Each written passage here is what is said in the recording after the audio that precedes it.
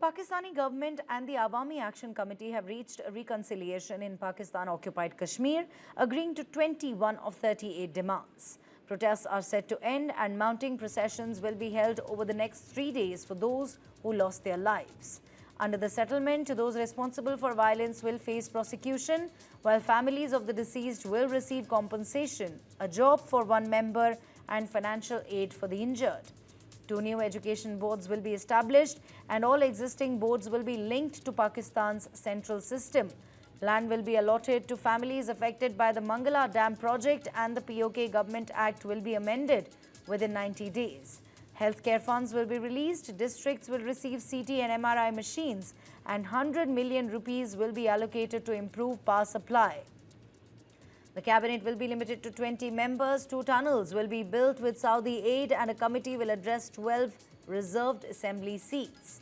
Plans for an airport in the Mirpur will be announced soon. Property taxes will be aligned with Punjab and Khyber Pakhtunkhwa and hydropower and water supply projects will move forward. Tax reductions, open merit admissions and support for refugees are also included in the settlement.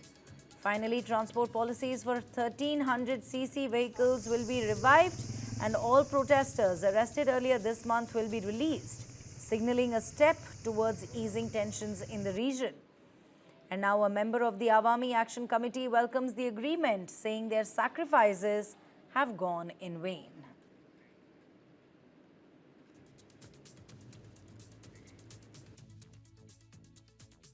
तमाम लोगों की support से, overseas भाइयों की support से हमने एक मजबूत एहतजाज किया गो कि उसके अंदर हमारा बहुत कीमती जानी नुकसान हुआ जिसका मजाला नहीं कर सकते, लेकिन अल्हम्दुलिल्लाह कि हमने अपनी मैक्सिमम चीज़ें अचीव कर ली हैं और जो थोड़ी देर के बाद हम आला के मुकाम पे जाके उसको प्रॉपरली अनाउंस करेंगे।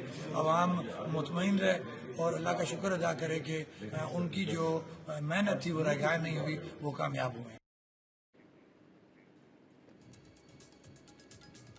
In a big development coming in from POK, the Pakistani government and the Awami Action Committee have reached a reconciliation in Pakistan-occupied Kashmir, agreeing to 21 of 38 demands.